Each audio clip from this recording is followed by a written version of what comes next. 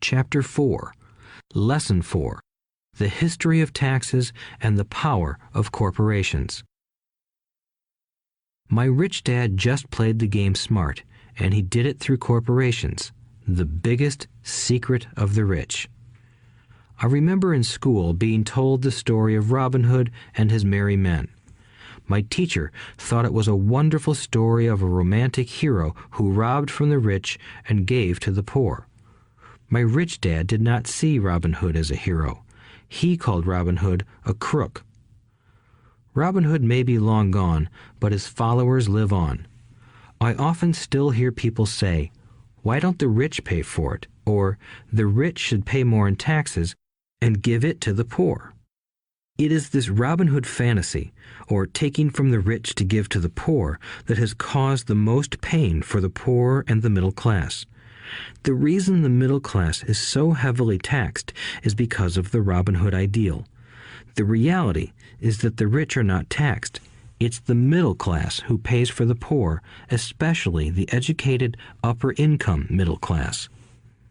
Again, to understand fully how things happen, we need to look at the history of taxes. Although my highly educated dad was an expert on the history of education, my rich dad fashioned himself an expert on the history of taxes. Rich Dad explained to Mike and me that originally in England and America, there were no taxes. Occasionally, there were temporary taxes levied in order to pay for wars. The king or the president would put the word out and ask everyone to chip in. Taxes were levied in Britain for the fight against Napoleon from 1799 to 1816, and in America to pay for the Civil War from 1861 to 1865. In 1874, England made income tax a permanent levy on its citizens. In 1913, an income tax became permanent in the United States with the adoption of the 16th Amendment to the U.S. Constitution. At one time, Americans were anti-tax. It had been the tax on tea that led to the famous Tea Party in Boston Harbor, an incident that helped ignite the Revolutionary War. It took approximately 50 years in both England and the United States to sell the idea of a regular income tax. What these historical dates fail to reveal is that both of these taxes were initially levied against only the rich. It was this point that Rich Dad wanted Mike and me to understand. He explained that the idea of taxes was made popular and accepted by the majority by telling the poor and the middle class that taxes were created only to punish the rich. This is how the masses voted for the law, and it became constitutionally legal. Although it was intended to punish the rich, in reality it wound up punishing the very people who voted for it, the poor and middle class. Once government got a taste of money, its appetite grew, said Rich Dad. Your dad and I are exactly opposite. He's a government bureaucrat, and I am a capitalist.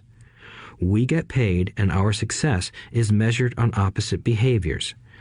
He gets paid to spend money and hire people. The more he spends and the more people he hires, the larger his organization becomes. In the government, a large organization is a respected organization. On the other hand, within my organization, the fewer people I hire and the less money I spend, the more I am respected by my investors. That's why I don't like government people. They have different objectives than most business people.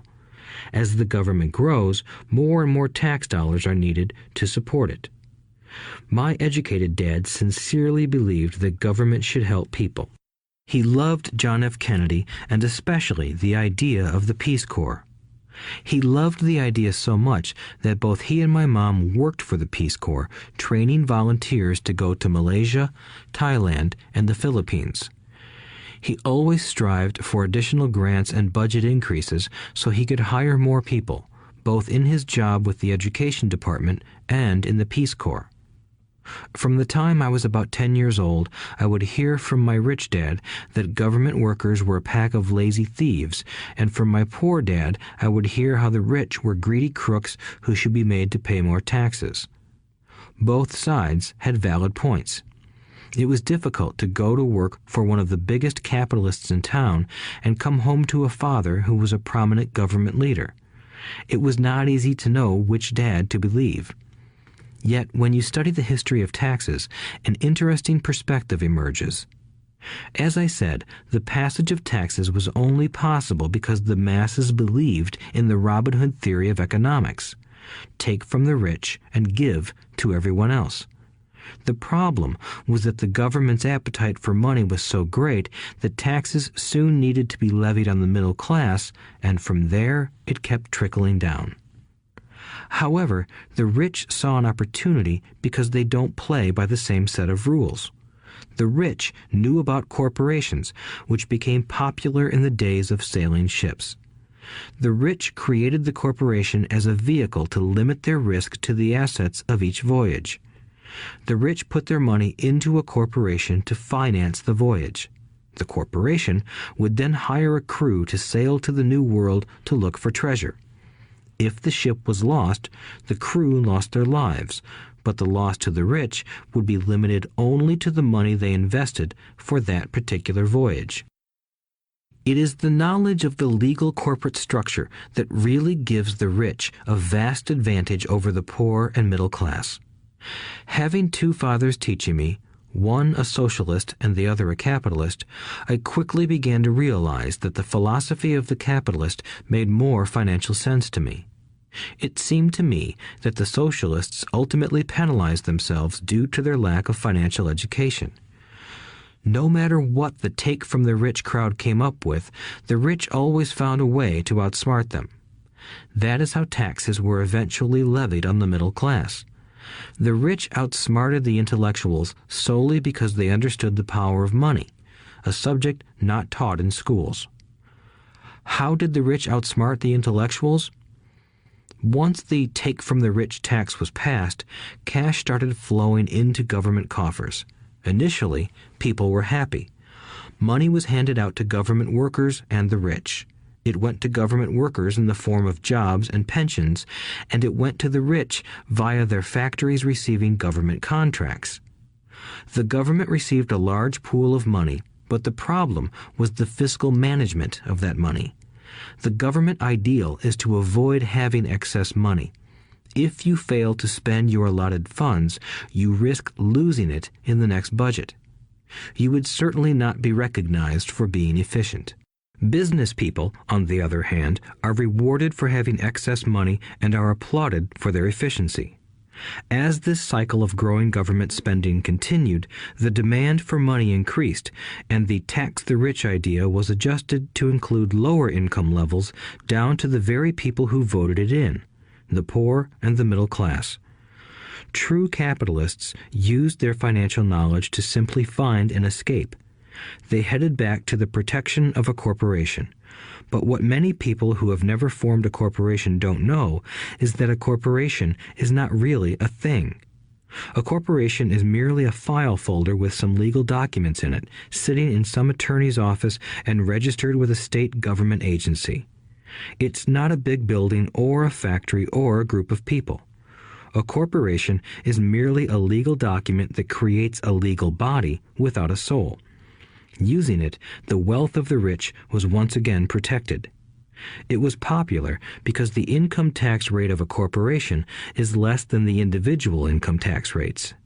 In addition, certain expenses could be paid by a corporation with pre-tax dollars. This war between the haves and have-nots has raged for hundreds of years.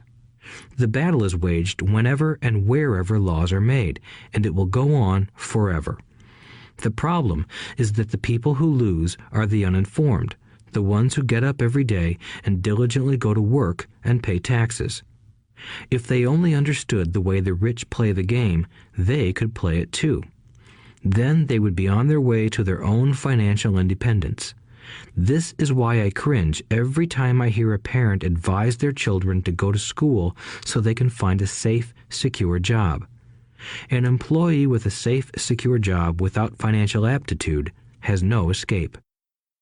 Average Americans today work 5 to 6 months for the government just to cover their taxes. In my opinion, that is simply too long. The harder you work, the more you pay the government. That is why I believe that the idea of take from the rich backfired on the very people who voted it in. Every time people try to punish the rich don't simply comply. They react. They have the money, power, and intent to change things. They don't just sit there and voluntarily pay more taxes. Instead, they search for ways to minimize their tax burden. They hire smart attorneys and accountants and persuade politicians to change laws or create legal loopholes. They use their resources to effect change. The tax code of the United States also allows other ways to reduce taxes. Most of these vehicles are available to anyone, but it is the rich who find them because they are minding their own business. For example, 1031 is jargon for Section 1031 of the Internal Revenue Code, which allows a seller to delay paying taxes on a piece of real estate that is sold for a capital gain through an exchange for a more expensive piece of real estate. Real estate is one investment vehicle that has a great tax advantage. As long as you keep trading up in value, you will not be taxed on the gains until you liquidate. People who don't take advantage of these legal tax savings are missing a great opportunity to build their asset columns. The poor and middle class don't have the same resources. They sit there and let the government's needles enter their arm and allow the blood donation to begin. Today, I am constantly shocked at the number of people who pay more taxes or take fewer deductions simply because they are afraid of the government. I have friends who have had their businesses shut down and destroyed, only to find out it was a mistake on the part of the government. I realize all that, but the price of working from January to May is a high price to pay for that intimidation. My poor dad never fought back. My rich dad didn't either. He just played the game smarter, and he did it through corporations, the biggest secret of the rich. You may remember the first lesson I learned from my rich dad. I was a little boy of 9 who had to sit and wait for him to choose to talk to me. I sat in his office waiting for him to get to me. He was ignoring me on purpose. He wanted me to recognize his power and to desire to have that power for myself one day. During all the years I studied and learned from him, he always reminded me that knowledge is power. And with money comes great power that requires the right knowledge to keep it and make it multiply. Without that knowledge, the world pushes you around. Rich Dad constantly reminded Mike and me that the biggest bully was not the boss or the supervisor, but the tax man. The tax man will always take more if you let him. The first lesson of having money work for you, as opposed to you working for money, is all about power. If you work for money, you give the power to your employer. If money works for you, you keep the power and control it. Once we had this knowledge of the power of money working for us, he wanted us to be financially smart and not let anyone or anything push us around. If you're ignorant, it's easy to be bullied. If you know what you're talking about, you have a fighting chance. That is why he paid so much for smart tax accountants and attorneys. It was less expensive to pay them than to pay the government. His best lesson to me was, be smart and you won't be pushed around as much. He knew the law because he was a law-abiding citizen and because it was expensive to not know the law. If you know you're right, you're not afraid of fighting back, even if you are taking on Robin Hood and his band of merry men. My highly educated dad always encouraged me to land a good job with a strong corporation. He spoke of the virtues of working your way up the corporate ladder. He didn't understand that, by relying solely on a paycheck from a corporate employer, I would be a docile cow ready for milking. When I told my rich dad of my father's advice, he only chuckled. "Why not own the ladder?" was all he said. As a young boy, I did not understand what Rich Dad meant by owning my own corporation. It was an idea that seemed impossible and intimidating. Although I was excited by the idea, my inexperience wouldn't let me envision the possibility that grown-ups would someday work for a company I would own. The point is that, if not for my rich dad, I would have probably followed my educated dad's advice. It was merely the occasional reminder of my rich dad that kept the idea of owning my own corporation alive and kept me on a different path. By the time I was 15 or 16, I knew I wasn't going to continue down the path my educated dad recommended. I didn't know how I was going to do it, but I was determined not to head in the direction most of my classmates were heading. That decision changed my life. It was not until my mid-20s that my rich dad's advice began to make more sense to me. I was just out of the Marine Corps and working for Xerox. I was making a lot of money, but every time I looked at my paycheck, I was disappointed. The deductions were so large, and the more I worked, the greater they became. As I became more successful, my bosses talked about promotions and raises. It was flattering, but I could hear my rich dad asking in my ear, "Who are you working for? Who are you making rich?" In 1974, while still an employee for Xerox, I formed my first corporation and began minding my own business.